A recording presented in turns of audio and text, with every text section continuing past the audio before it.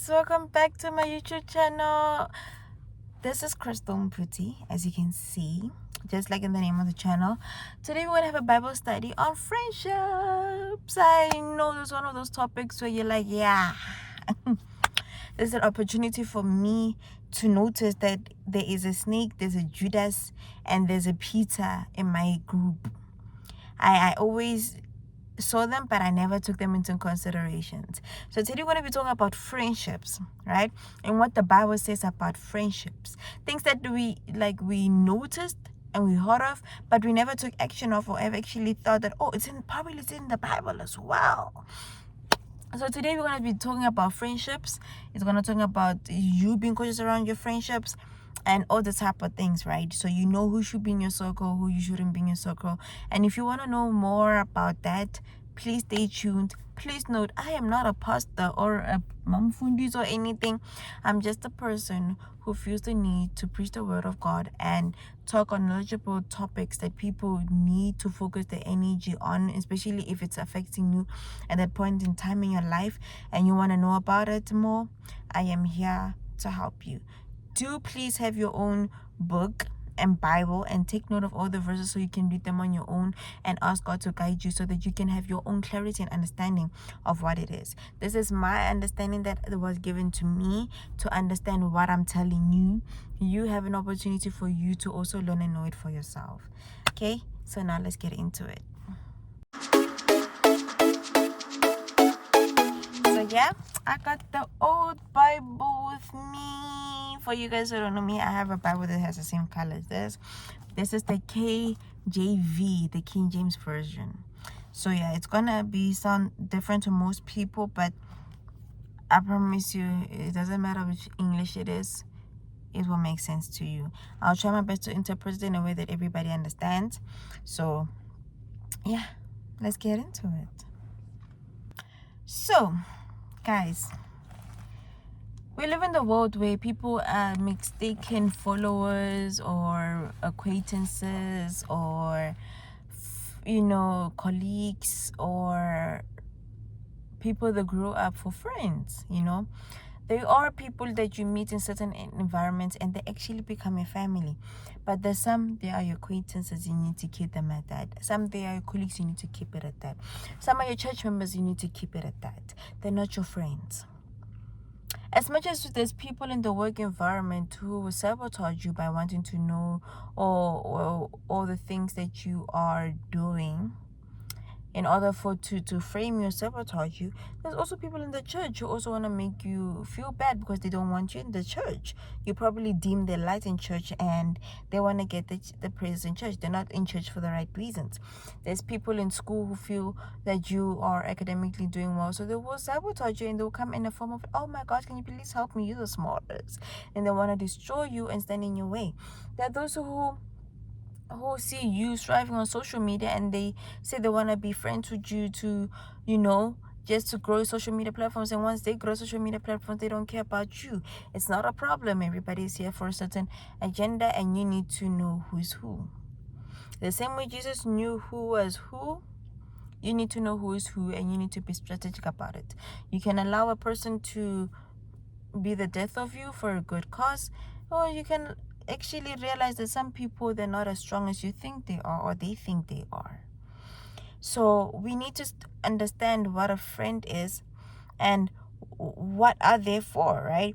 So friendship in a world like that we're in right now, it is very challenging. As I stated, like, you will never know who's your real friend and you never know who isn't. There's some people, they pretend to be your friend because you benefit them, right? And most people think that's what friendships are. Oh, I can because he supports me, he does what I do. We're good for each other, but you forget that friendship is like more than just you guys having to benefit each other materialistically or resourcely wise. Sometimes friendships got to do with also sacrificing certain things for your other friend, and you doing the same thing for your friend. Although in this era, some people choose not to do the same thing for others. You know, those are the type of words that you get from certain people after you assisted them. There's certain people who want you to say certain things because it benefits them, and it is not for your benefit. That's why you find that there's some people that split up because of religious things or because of work things, because you find that what you are doing are not aligned with what you believe in or where you work in. And at the end of the day, we all work in different environments. We all serve different churches. We all go to different schools, and certain things are not aligned as friendship. That's why some friendships end through life. There's some people you met in high school, either you were really good friends, you guys will protect each other, you will stand for each other, you will do everything for each other. But there were times when you go to varsity, they live their life. That means that friendship was for that time period. There's no need for you guys to hate on each other on certain things. There's no need for you to blame the other person, say they were a snake or something, or they're not worth it. There's time where God be like, I told you to let go of this person, you refused. So I'm gonna make that person do something hurtful for you to move. I won't lie to you. I'm one of those people. I used to be one of the most loyal person you could ever have as a friend. I was the most loyal person, and I somehow still feel like I am. But it doesn't take me that long for me to say I know more. I was one loyal person. If you wanted a loyal friend, it was me. I would protect you like your mother would protect you. I would sacrifice myself the way your mother would sacrifice for you. I always took my friends into considerations, and most of them never.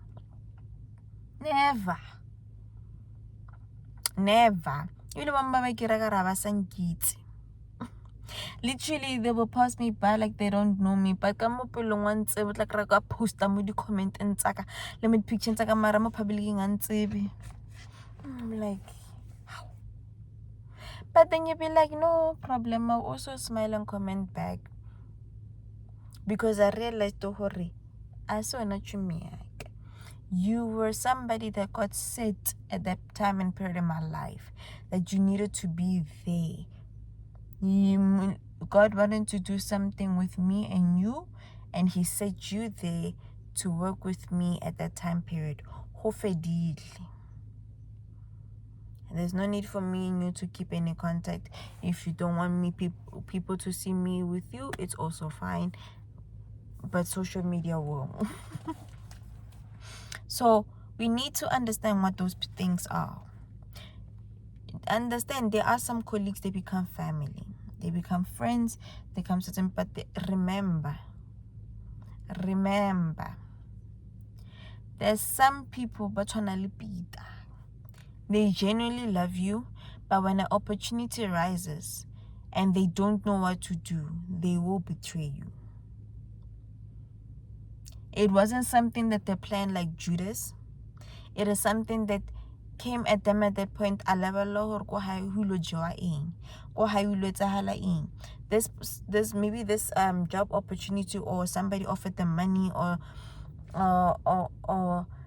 a teacher told them that if you do this to someone, I will give an extra mark. There's some people who they never thought of doing that to you ever. It just happened that the situation pushed them to be like that. Then only Judas, they come knowing very well or by loho twenya.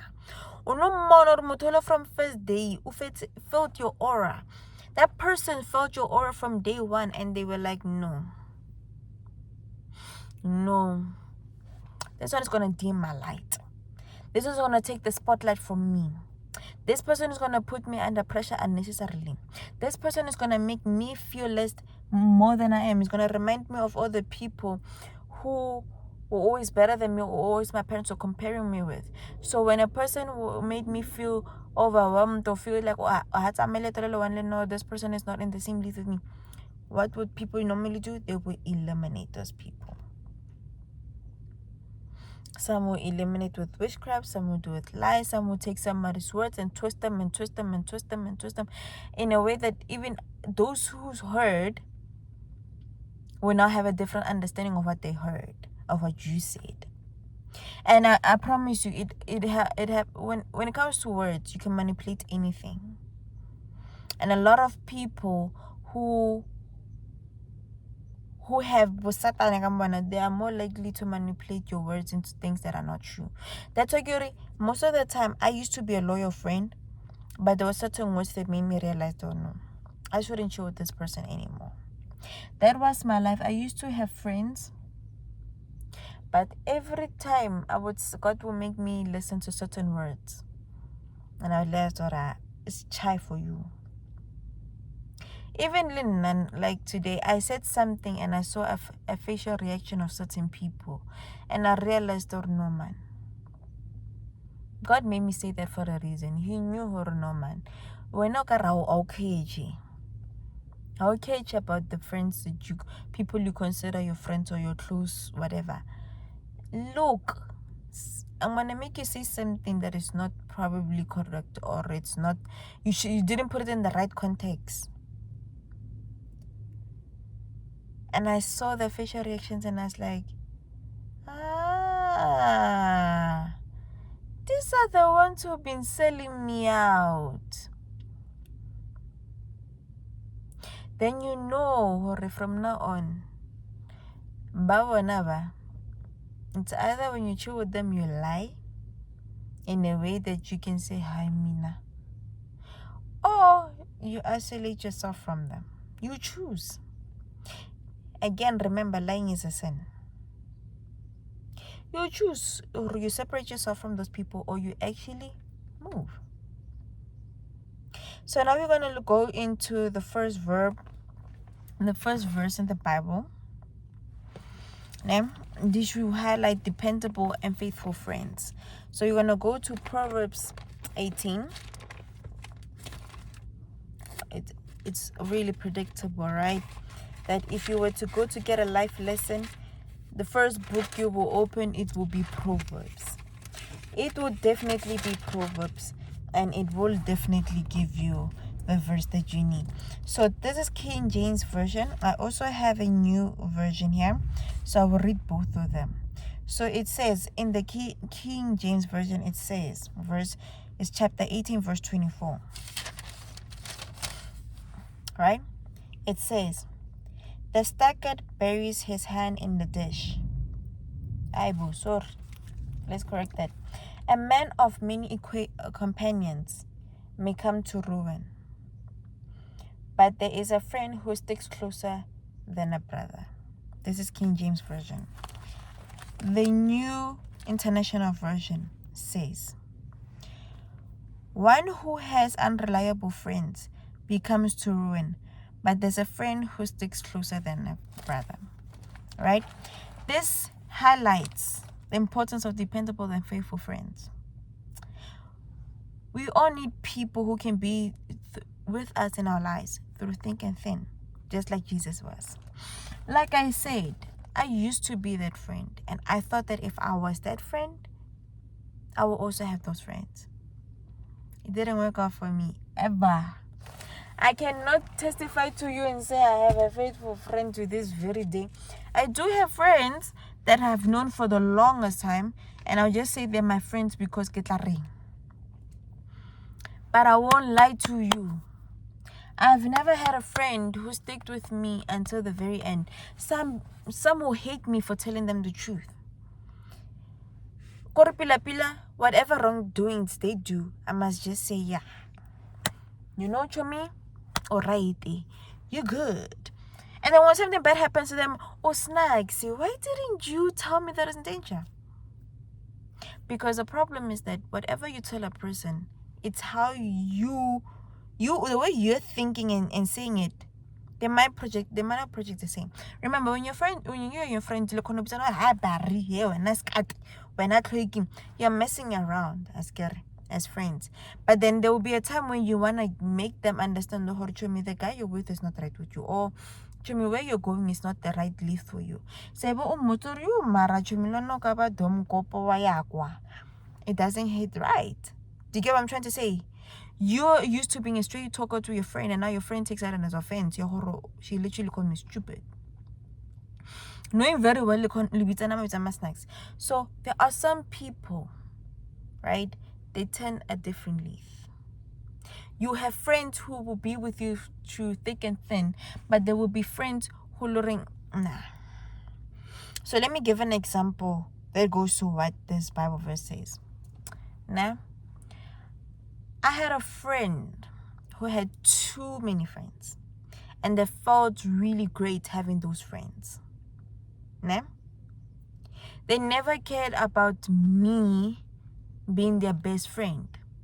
They always cared about being part of the good group. You know, that popular group of girls that you guys see go skoloni and all of you admire because when I lipstick get red, they got painted hose when they're light in complexion, and you feel like those are the best groups because they're popular, you know, and they get their way. But no, you find Renabo Crisiso. She's down to earth. She doesn't care about the public acknowledgement or attention or anything, and goes away from having a true friend to having to be part of the popular group. You lose that good foundation to be part of that group. Now she was part of that group. She dates a popular guy, everything. A popular guy, we know she's not pretty anymore. Para bomba jacket to school, tamaka school bag, kavarila sebejeja. Who does she come to? To that loyal friend. What does this loyal friend do? Wamukhothatsa, wamushireletsa, wamuthusa ka di-homework because fikile. That's the problem and the liabilities that good loyal friends face when they are good friends. You get used by somebody who's weak. You get what I'm trying to say? You are a strong person. You know that you are not gonna be turned out of a long reef, but your friend is weak. And now you as a true and thick friend, true thick and thin friend, you are there to always be there whenever your friend turns a blind eye to you or turns their back on you because you're not popular. You're not giving him or her that star. So you end up losing real friends because you want to be part of a crew. So a bundle of joy is here. What happens? Body bounce back, over pila, baby's gone. She's adjusting. They want to bring her back. She forgets the true thinking thin friend and goes to the fake group of friends. For a second time, ruin. So guys, what I'm trying to say, Kohore, I'm trying to say, when you're around a lot of people or you're loved by a lot of people, know that God is far away from you. And when we mean when you're loved by a lot of people, what we mean? There's people who love you because you're a good person, you do good things, you don't hurt people. They don't benefit from loving you. They just love you as like a person. We just wish there were more people like them. Then there are those who like you because it's either you do your homework for them or you do their work for them, or they can use you as a scapegoat, or they can use you as a puppet to get what they want. Those are the type of people you guys most of the time don't know how to differentiate from. There are those who are they're good. You're loved by so many people because of who you are, and they will do anything for you even when you're downfall. When at least give me such a sharp. Then all about oh no, Because why? Remember, when you're loved by a lot of people, you need to please all those people. Do you get what I'm trying to say? Tonto Katli say every type of person that you need in there. Because being loved in this day and era is a confusion to many people. There's people who love you because you say the truth. There's people who love you because you do things that benefit them, whether it's good or bad. You need to understand which one you fall into. I wonder if it's not getting too hot here. Yeah? Hopefully that doesn't make too much noise for you guys. What I'm saying, not every person analyzing schemes out orange have bad friends, but you're more likely to. Because how are you, like, let's say you have analyzing schemes at 20 people. Tell me, who are you gonna say this is your friend? That's why the older you get, God finds it to mature you by saying, if you see yourself, that's why they say, if you see yourself growing up and your friendship numbers decreasing, you're maturing, because that's what God wants you from you. Having too many people does cause a problem, because you never know who is who. But you have a certain number of friends that stick by you. But there's some people that really got loyal friends. But what they're trying to say is that the more people around you, the more likely for you to fall into sin. The more likely you are around a lot of people, the more likely you are to please people and to keep those relationships going. But if you only have one or two friends, you know who will betray you, and you will know who know your secrets. Unlike having too many people. I hope I made it understandable and understand who you truly are. What I meant. I want to this topic of friendships, it brings back. So now let's talk about I wanted to say something like I said in Komatomo, those fake friends. Renali Peter, Renali Judas, and we have all the others, or John and so forth. But now we're gonna talk about a good friend. Right? When I said you know, when you try and motivate somebody and say, hey Joe, you're wrong, and they take insult, do you think you're better than me? To think for you to tell me what is wrong, what is right. So we're gonna read Proverbs 27 verse 17. It says, it's the same as New Version, International Version, right? It says, as an iron sharpens an iron, so one man sharpens the other. If I want you as a friend to go and progress, I will tell you the truth. I know this is what your character is, and I know your freedom, and I know what it is. But Ntoyirang is wrong. What you're doing is wrong. That is a true friend. When you tell your friend the truth. There's another person who asked a question on social media, Arim. If you make a joke in a group of friends, right? And your joke is not funny, but the group of friends are laughing, would you expect your friend to laugh at the joke even though it's not funny? Or to not laugh and let it go? So I was like, it depends, because if I come and tell you or your joke is not funny, and in front of others, there's gonna be that one devil that says, I could always see that she has a jealous for you. She said your joke is not funny. She's so jealous of you. Love it. Both Satan in disguise. Both the sheep disguised as Satan. Well, your friend is telling you genuinely, that joke was offensive. It was not right. And you thought it was a joke. It wasn't a joke. It was not funny. People were pretending to laugh. But that was not a good joke. Or Satani will come and say, she's lying. It was funny. She's jealous of you. So you can tell in life you have two balances. You got the devil, you got God, you had the angel this side. You need to listen carefully which one is which. And a lot of people always fall for the devil because the devil says something that makes you feel good, where God tells you the truth, and the truth always hurts. So that's the thing. If your friend is falling into sin, that was a typical example. There's some people we know about his, and we does know who it doesn't matter. I can't take everything to heart. Let's give an example of a friend who likes partying and drinking.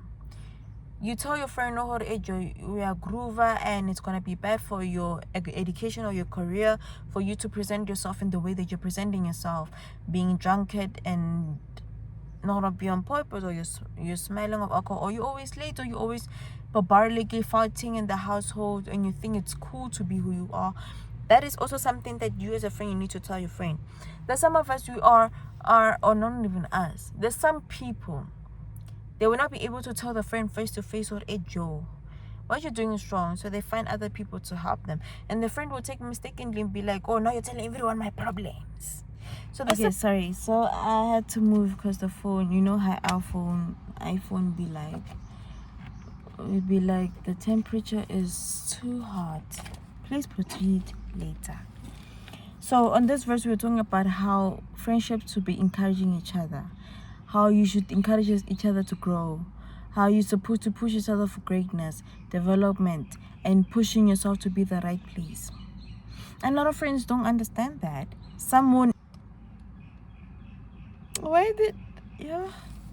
Anyway, the phone just switched off while I was talking. Halala. So a lot of people do not understand tough love. When you tell the person the truth about the wrongdoings and their behaviors, and they take it to heart. So you need to encourage our friends, we need to push them, we need to motivate them, we need to tell them the truth even if it hurts. And losing that friend, it is one of the difficult things you can ever feel in your entire life. So what can I say? Friendships are just as tough as having family, because sometimes even your own siblings will hate you for telling them the truth. Usually when your parents ask you to please talk to your sibling, they be asking us to talk to the children on their behalf. So it's the same thing when you're talking to your friend, when you're telling them the truth and then they don't want to believe in the truth. So now we're going to talk to another verse. So remember, encourage your friends, hold your friends in this journey, and protect them no matter what. And tell them the truth if you need to, or find a better way. I mean, that's your friend. You'll know what to say to them that won't offend them. You'll find a way to talk to them in a way that it won't hurt them. And you guys will still maintain that friendship. So we're going to go to John 15, verse 13. So now we are at John 15, verse 13. So it's the same language. So now let's go into it. Greater love has no one than this, that he laid down his life for his friends. Guys, have you ever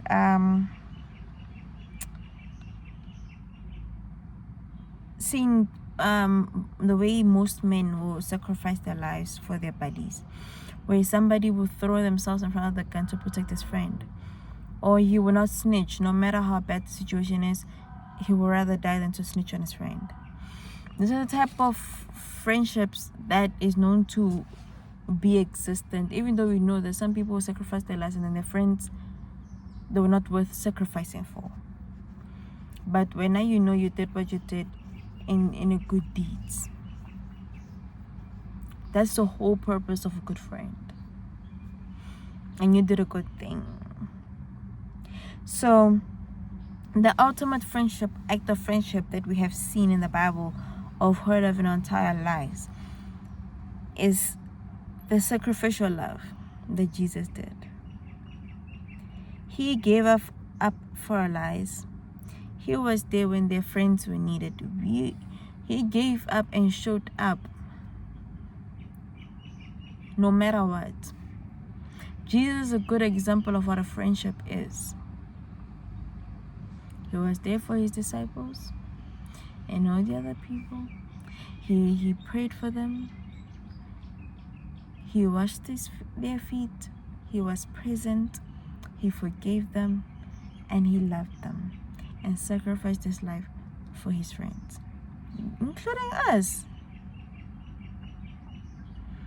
So this is the type of friendship we are looking for. A friend who would sacrifice certain things to be with their friends, knowing how important it means. Like, let's say, for example, your friend invites you to the most important part of their life, like a graduation, and it means a lot for you to be there because you're one of the people that played a major role in the success.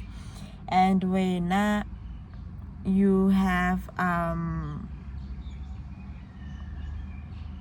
a ping pong party or something you have to attend, you love it. It's one favorite sport you can do, but you can do it another time. But it's one of those moments. I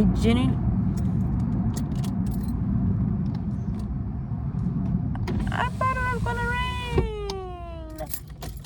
So you had to sacrifice that ping pong moment to be with your friend for the graduation. You can go to a ping pong anytime.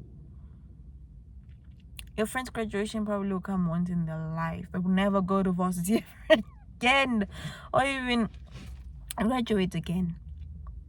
But you can always go to another ping pong. So you need to know how to the sacrifices, the importance of that friendship, the greatness of that friendship.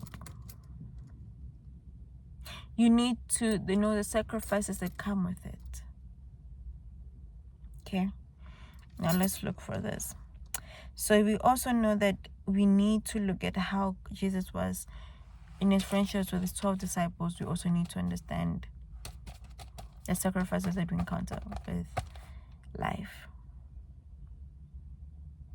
So now let's go to the last verse. I hope you guys understand. So now we're going to the last verse. It's one of the best ones.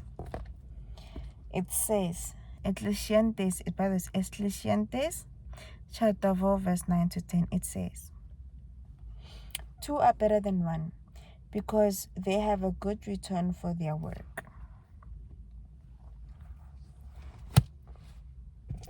I feel like the reason for this one is also goes to when you're in a relationship, when you're at work, whenever at church, wherever. It says a lot because in this world we need each other. We need assistance on each other. There's no need calling out, saying bad, trying to trouble people, or trying to say bad things about other people's churches or religions or everything, or trying to twist the words of the understanding of what they're saying. When you guys work together, when you guys help each other, when you guys stand for each other, when you guys both for each other, you are there to grow each other. You are there to survive each other. You are there to build each other. Some people pretend that they're fighting, but they're actually together as friends. Please, there's nothing greater. Oh my God, this bird looks so beautiful. Yeah, you won't see it even if I wanted to show you guys. So what I'm trying to say is that Jesus has ultimately showed us the act of friendship, right? By giving his life to us, sacrificed our friendship, and he helped us. And then again, it also he showed us the beauty of companionship and showed us to be there for one another. Every situation, the companionship of him and John. The beautiful relationship that we had about Jesus and John showed how much of a good friends those people were. Those great appointed souls of God were.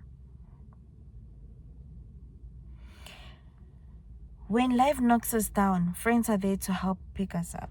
Even though not everybody has friends to pick them up, people pick themselves up. But the whole purpose of life is to have somebody to pick you up when you're down. And most of the time, that is Jesus, that is God. Or could be your mom or your dad. Could be a sibling. Sometimes a friend can be somebody who is related to you. So the importance of companionship is highly important. Please excuse the sound at the back. I'm avoiding the phone from overheating. Companionship is the most important thing you can ever have in your life.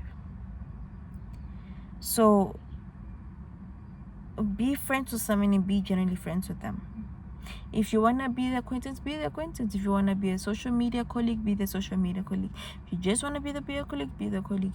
But avoid becoming an evil person by all means. Be friends, love each other, stand for each other, protect each other. And remember, Ubuntu, especially South Africans. We are popular for Ubuntu, standing together, helping each other, grow each other, and building each other. That's who we are. Ubuntu. Grow and help each other in this world.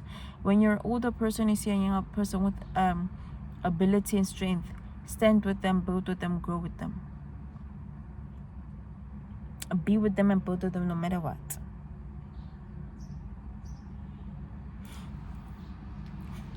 Guys, I want to say in summary, this is what I've written for you guys. Friendships are God-given and meant to encourage us, challenge us, and reflect on Christ's love in our lives. If you're seeking to build a stronger and more Christ-like friendships, take the verses that I gave you guys into heart. Pray about friendships in your life, and always be open to bring God to the right people. Open to that God brings you to the right people in your life. Always be open to friendship and a companionship, and always be the friend that everybody can rely on. But remember to always put yourself first, because again, people can always turn their back on you. So guys, that's all from me. Don't forget to like, subscribe, and comment, and share this, and tell me your experiences, and tell me what you have learned about friendships and all the things that you think that we as a world we need to talk about. Tell us your friendships, your experiences in different worlds, so we can all engage under the comments and follow each other and subscribe to each other's channels. Please, let's create a friendship out of this. Anyway guys, see you next time and stay blessed.